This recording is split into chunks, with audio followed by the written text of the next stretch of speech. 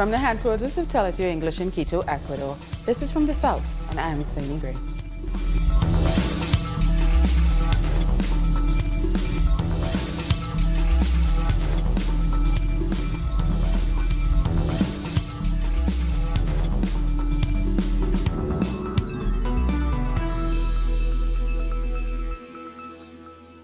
Severe weather is battering both Mexico and the Eastern Caribbean.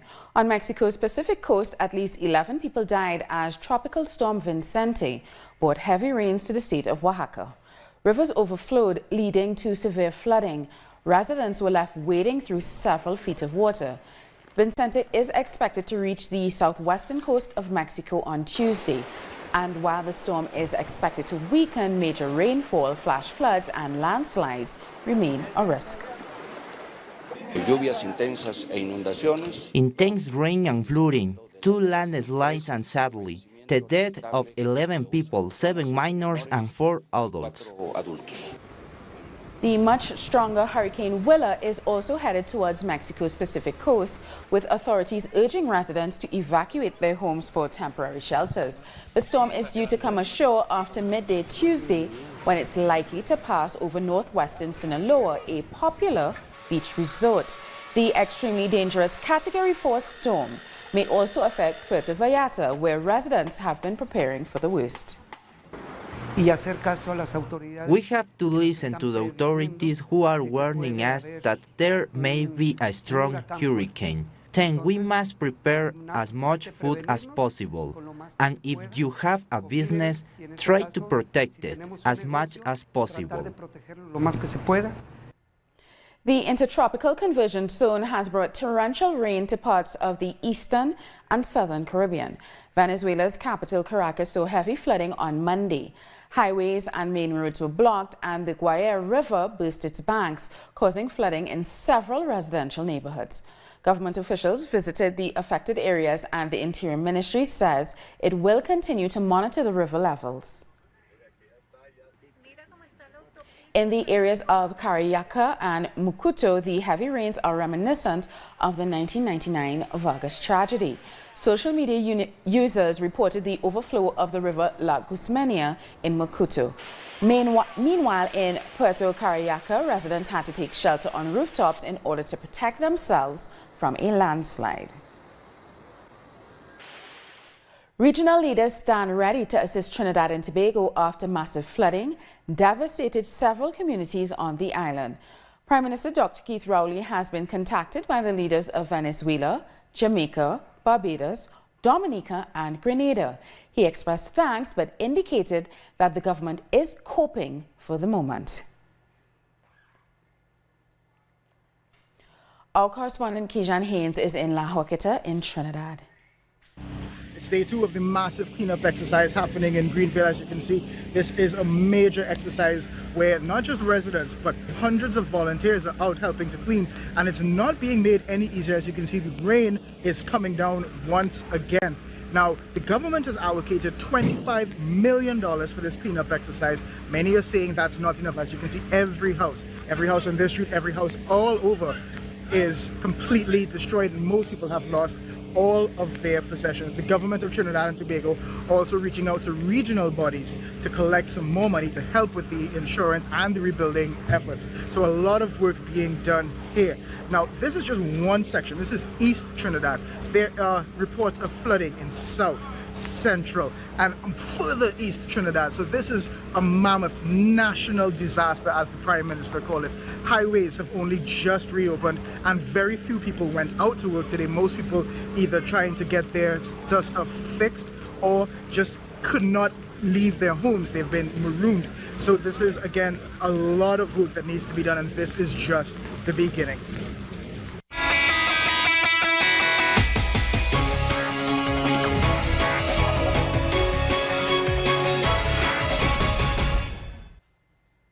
With less than a week to go until the second round of Brazil's presidential election, fears about the future of the country's democracy are increasing.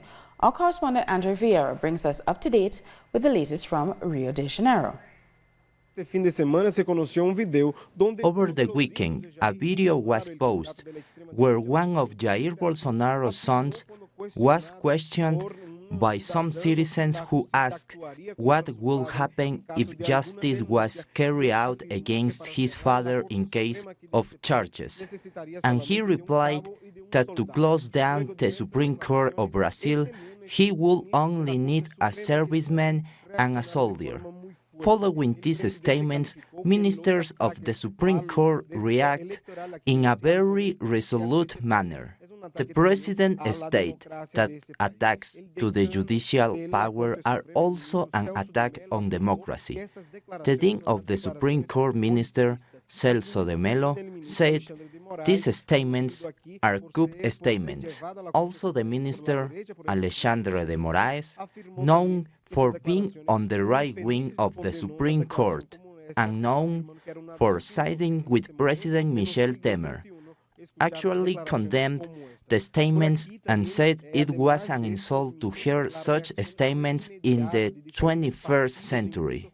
Reactions came quickly from different parties, where even the right wing condemned those statements. Former president of the right wing, Fernando Henrique Cardoso, also condemned the statements.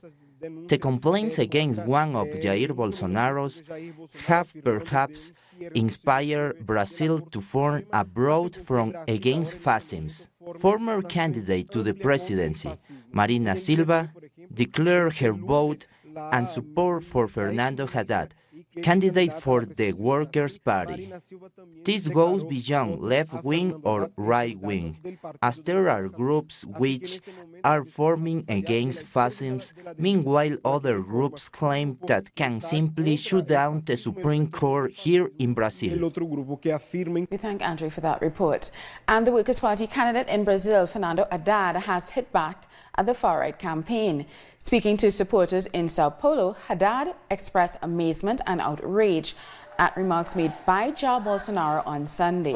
The former army captain had warned his opponents that they face exile or imprisonment if they didn't submit. Yesterday, he made a very serious video which I had never seen someone have the courage to do, in which he threatened his opponent with death, threatened the physical integrity of his opponents, saying they won't have a place in Brazil. It's either jail or exile. He said it in those very words. It's recorded for posterity. The Bolsonaro campaign has been marked by verbal and physical violence against Black Brazilians, as well as women and gender-diverse people. To talk about this, we are being joined from Brasilia by Lourdes Teodoro. She is a writer, psychoanalyst, and an anti-racism activist. Thank you, Lourdes, for joining us. Can you give us some examples of the racism expressed in this campaign? Well, I believe among the strongest examples is the violence caused by candidate Bolsonaro before the first term. And I think it provokes on common people the liberty to express extreme violence, as like the killing of the capoeirista Moa in Salvador, a black man that was killed by knives cut because he said he would vote on Haddad, and the other man was a Bolsonaro elector just felt himself free to kill because they are almost feeling they are not ready to be punished, as if they were free to do it in whatever they want as a violence act. And I think another thing that deeply touched me was a white woman in Rio Grande do Sul that had her body cut with the Nazi symbol on her skin, with a knife as well on the south. And these are two examples. Black man, the white woman, and also black women have also suffered in very precise acts of violence because of the political position in this very moment we are living. Now, And Lourdes, yes. really quickly, what do you think Bolsonaro as president would mean for Black Brazilians? Well, till this moment, Bolsonaro means a very strong threat for our lives. We are striving for our lives now. And I believe that the most important is that we could get together and have our voice heard and help from everywhere in Brazil and abroad, because I think he is a threat above all and very close to the fascist and Nazi ideas against Black people, against people that have gender particularities, Indians. And Bolsonaro has expressed this wide open without no problem at all, as if it was absolutely normal for him to kill anyone that he doesn't want being part of Brazilian society. So we are in a very fragilized movement as a collectivity. We are threatened to death, and this is not a simple moment to know what to do immediately in front of all the bad things he says about us. What has been the response of the Afro-Brazilian movement so far, and what do you think needs to be done? Well, the response of Black movements, women, particularly Black women, we have been in a movement for a few months, prepare a meeting on December, and this group of people, Black women, Black Lives Matter, and Black women together, moves Brazil with the head of this movement now, and we have been talking about how to deal with government anyway, how to get from the institutions, official institutions, the support for our lives, our health, level of scholarship, and the situation of people that have been imprisoned in a very great amount of Black people, men and women, getting imprisoned by very simple events. And we are trying to we are getting together to construct a movement that will ask from anyone that will become our president to respect our lives, our rights, our human rights, and to improve the social benefits we got this past years, that this could be improved and not eliminated as is supposed to be done by Bolsonaro especially. Mm-hmm. Lourdes Teodoro, thank you so much for chatting with us on this very important issue. Thank you very much for your attention. We're going to have more news in a minute, so stay with us.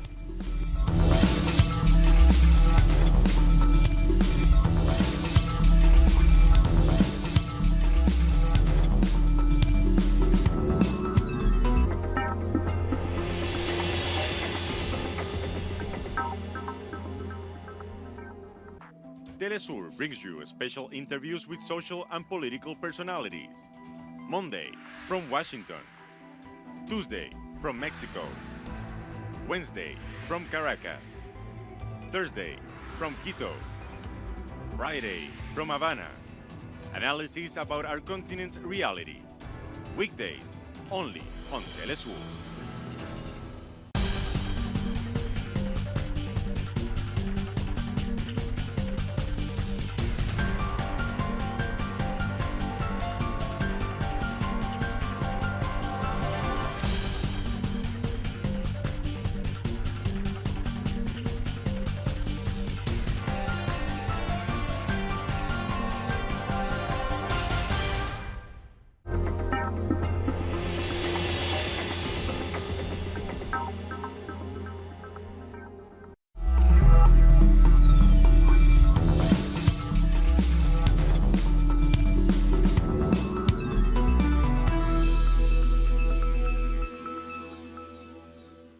Welcome back. One person traveling with the migrant caravan in Mexico has died. According to the public prosecutor, the man in his 20s died after falling from a truck. The vehicle was heading towards the city of Willa in the southern state of Chiapas. The young man was traveling with the thousands of migrants heading to the United States. Reportedly, there are 3,000 migrants in this group. Another group of thousands is still trying to cross the border from Guatemala into Mexico. Many have crossed by river to avoid the Mexican authorities. Mexico's interior minister has said that the government will not give in to the threats of the United States. The Mexican government at this moment is going to continue with the dialogue. We will not give in to the demands of any government that intends to provoke a hostile reaction from Mexico, without foundation, without having exhausted all the possible ways in a dialogue. A UN spokesman has confirmed that over 7,000 people have joined the caravan. Farhan Haq said these were figures from the International Organization for Migration. Large numbers of people are arriving in Mexico today and are likely to remain in the country for an extended period. And at this time, it is estimated that the caravan comprises some 7,233 persons, many of whom intend to continue the march north. From very early in the morning, thousands of migrants left the bordering city of Hidalgo. Step by step, they made the over 7-hour trek towards Tapachula, Chiapas.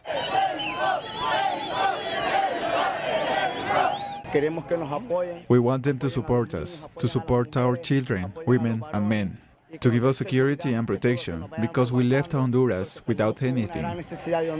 With punishing 30-degree heat bearing down on them, they battled exhaustion, hunger, and blistered feet. But they refused to stop. The caravan pushes on to the promised land as they walked along Federal Road 200. I'm making the journey so that I can have a better life, because there we can no longer live and survive there. The government does not help us. People are starving in Honduras, and the president does not help us at all. Mexico's government closed the border bridge, but the people of Mexico stood in solidarity with the migrants and their cause and lent them assistance. We all need help, and maybe we also have to migrate to another country at some point. So this is why we must also help others. We ask the authorities to open the way for these people to cross because they are here in desperate need of help. As they continued the 40-meter trek, migrants only stopped once. Federal police tried to persuade them to get into buses that, according to the commissioner, will take them to shelters. It's a big shelter. There are doctors, water, baths. We have assured them. However, among the more than 5,000 Central American migrants, many mistrust and fear to be deported. People from the migrant caravan say they will only rest if absolutely necessary. They hope to arrive to the capital in less than 15 days. Eduardo Martinez, Telesur. Workers from the Chinese Shogang company in Peru have started an indefinite strike demanding wage increases. 1,000 miners have downed tools. Labor leaders say the company refuses to raise salaries even though it has increased its profits. Workers also say their employer committed labor violations by replacing protesting employees with temporary workers. Students in Costa Rica are lending their support to the general strike, which is now entering its 7th week. Students are also demanding that they be exempted from the university entrance examination. They say classes have been affected by the nationwide strike, so they have not been able to prepare for their tests. Costa Rica has been under an open-ended strike as workers reject the tax reform being passed by the government. Students in Chile continue to protest against proposed legislation that would directly affect public education. Our correspondent has the details. All across Chile, discussions on how to strengthen public education are taking place. Students are the one leading the conversation. They have taken a clear stance. They oppose the Safe Classroom Bill. We believe that the bill is aimed at linking students' movements to violence. That means they are telling people they should not fight for education.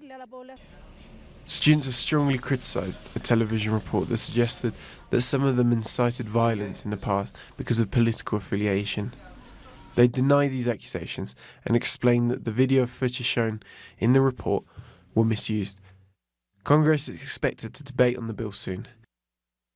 The bill will affect the most vulnerable sectors. We want everyone to have the right to education, especially quality education. Students are not disposable. They believe the bill will only serve to suppress the students' movement. We want to tell it loud to the authorities. We won't allow this bill to pass. We will protest as many times as needed. This project is only aimed at repressing students.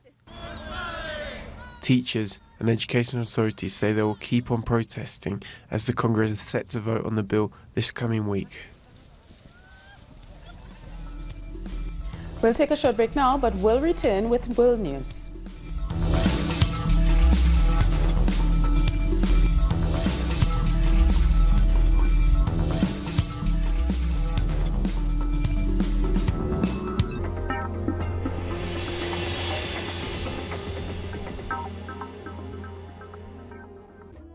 An occasion to enjoy the cultural diversity that defines our South American essence.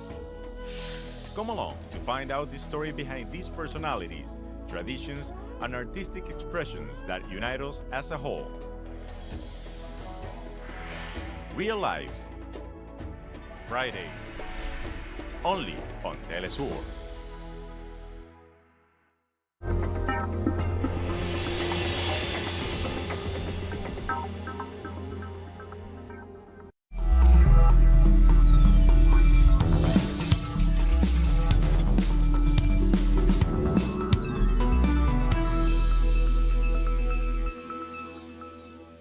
Welcome back. Turkish President Recep Tayyip Erdogan has given some of the details of the investigation into the killing of the Saudi journalist Jamal Khashoggi.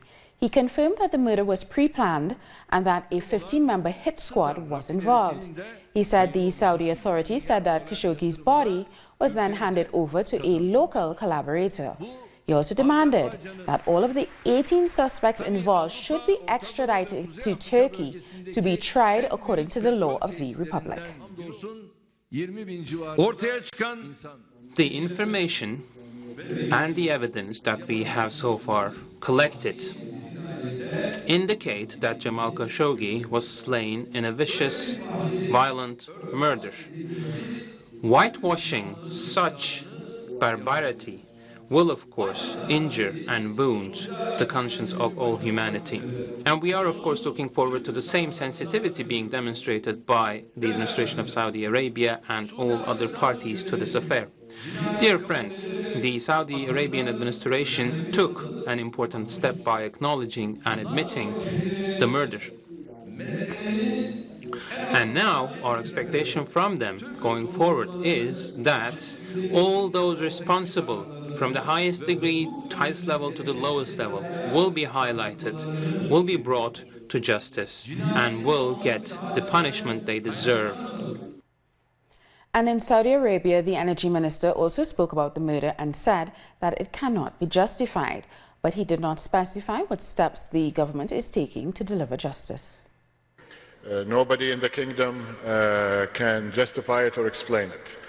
And from the leadership on down, we're very upset about what has happened. And of course, the king has made it clear that there will be investigation, justice, and retribution to those responsible. Time now to take a look at what else is happening around the world.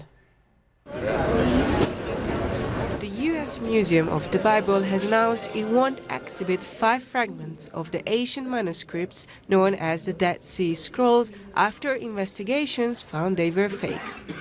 A German research institution concluded 5 of the museum's 16 Dead Sea Scroll artifacts weren't old enough. The museum was also at the center of controversy last year for being backed by billionaire Steve Green, who supports conservative causes, and for being fined for importing around 5,500 artifacts illegally. Vietnam has elected Communist Party General Secretary Nguyen Phu Trong as its new president after the country's previous leader passed away in late September. The election was mostly formal, as the party had anonymously picked him as the only candidate for the position. At the age of 74, Tonge is known for cracking down on corruption, especially among state officials and policymakers of the Communist Party.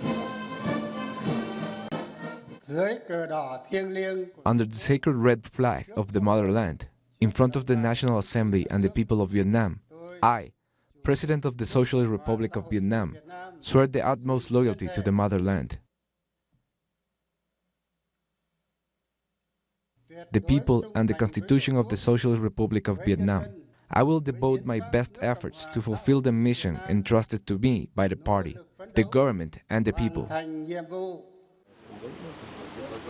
French authorities have begun the forced evacuation of a makeshift migrant camp of nearly 1,800 people near the port city of Dunkirk. A heavy police force was deployed to clear the camp where migrants, mostly Iraqi Kurdish, gather regularly in the hope of catching a ride to Britain. This is not the first operation of this kind. French police already transferred about 500 people in late September to several migrant centers across the north of France.